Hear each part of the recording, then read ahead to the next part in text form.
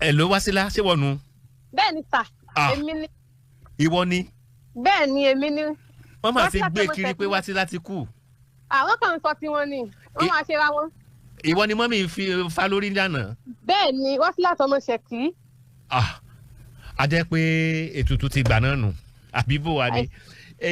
Ọtí á ṣe bó ni wọn náà ṣe rìn bẹ́ẹ̀ wọ́n lọ ya olóòlù ọ̀fi sórí fọ́nrán. Dádì mi ọlọ́run má jẹ́ kára kó bá ní ilé olóòlù. Àmọ́ ẹ wo ẹ ṣe bá dúpẹ́. Jẹ́ àṣàlàyé bó lè ṣẹlẹ̀ gangan. Yes sir. Èmi ò ya olóòlù o. Bó ló ṣe ṣẹlẹ̀. Nǹkan tó ṣẹlẹ̀ lọ́jọ́ yẹn ni wípé. Ọjọ́ wo ni ná? Ọjọ́ Thursday ni olóòlù kọjá ní àràǹdì àtolúsọ̀rẹ̀ méjì. Ọjọ́ ìdẹ̀ ní ilé ìgbẹ́ ni mo wà ní nǹkan mọ́ nǹkan tó ní kémi ìdílé kí n máa lọ sí ṣọ́ọ̀bù.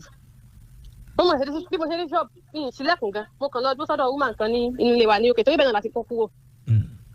Bọ̀ mo ṣe wá rí àwọn èèyàn ní ọ̀kan wọ́n gbé mọ́tò Àmọ̀tẹ́kùn wọn gbé síbẹ̀.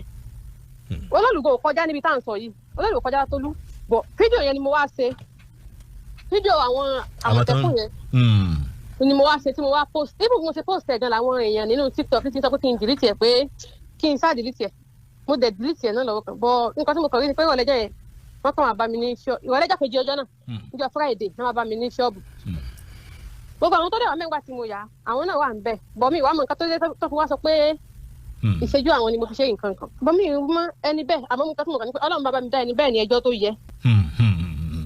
Ntọ́lọ́run sọ pé ó fi trend ni ṣé mi mọ̀ ọ́ tẹ́lẹ̀ ṣé gbogbo àwọn tí ó mọ̀ ọ́ tẹ́lẹ̀ ti mọ̀ ọ́ báyìí. Bẹ́ẹ̀ni sá. Ó níbi tọ́lọ́run mú ẹ lọ. Àmì sá. Tí elétùtù wá dé ńgbà táwọn ọlọ́pàá gbé ẹ tán kí n lójú rí ní police station. Ní tilẹ̀ tọ́lọ́run àwọn ọlọ́pàá wọn ṣe bákan wọn ṣe rádaràda sí mi wọn dẹ̀ ní mí lára. Látàrí wọ́n ní kí n fọkàn balẹ̀ ní bí torí gbogbo nǹkan tó ṣẹlẹ̀ bẹ́ẹ̀ àwọn náà rí i pé pẹ̀lú bí mo ṣe ń bẹ̀bẹ̀ tí mo ṣe ń sọ pé nǹkan yìí mi ì ṣe wọn ní mí lára wọn dẹ̀ ṣe nǹkan tí ò dáa pẹ̀lú mi. Ibù mi sọ fún alẹ́yìn pé mo kàn wà nínú sẹ́ẹ̀lì tán sí mi mọ́ pé bóyá wọ́n ní mí lára pé bóyá wọ́n dẹ̀ sọ ọ̀gán tí ò dáa sí mi. Ó dà nígbà tí gbogbo yẹn wá ṣe kí wọ́n ló tún di pé àwọn tó wá ń lọ ṣètùtù fárí nígbà tó rò lólu. Sá.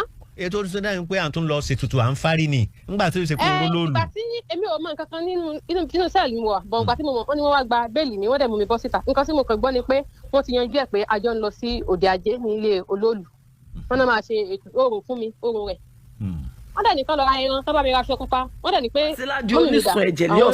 wọ́n làwọn náà máa bá mi fárí torí ẹ mọ̀ ẹni aráyé lẹ bọ nǹkan tí ò ṣẹlẹ̀ wọ́n sọ pé ó ṣẹlẹ̀ ó jẹ́ káwọn nǹkan tó máa dì sí àwọn ẹni ní ọwọ́ èmi ò kú o mo wà láyé. Sọ Olúwa ṣeun. Bẹ́ẹ̀ ló mi ìṣòro ní ìwé lóòlù náà bí ìyá mi dẹ́gẹ́ kó wo lóòlù ní ìtò bẹ́ẹ̀ àmọ́ nǹkan tí mo kàn ṣe ni pé mo ṣe fídíò àwọn èrò tó dúró. Wọ́n wá ní àwọn èèyàn wá bí mílíọ̀nù pé tí mo lè ṣe fídíò èrò tó dúró yẹn ṣé mo mọ̀ bóyá olóòlù ń bẹ láàrin wọn mo ní olóòlù ò sí bẹ́ẹ̀ tó olóòlù gba ọ̀dọ̀ wa kọjá. Ojú bẹ́ẹ̀ lọ sọ. Tọ́ Ọlọ́run ti ṣeun láàbì kan ò ní ṣẹlẹ̀ sí ọ. Àmì sà. Láàbì kan ò ní ṣẹlẹ̀ sí ọ. Àmì. Ntọ́lọ́run níwà fi trend ló fi trend nìyẹn ó rí ìrìn àjò ayé ẹ ti bẹ̀rẹ̀ lọ́tún báyìí.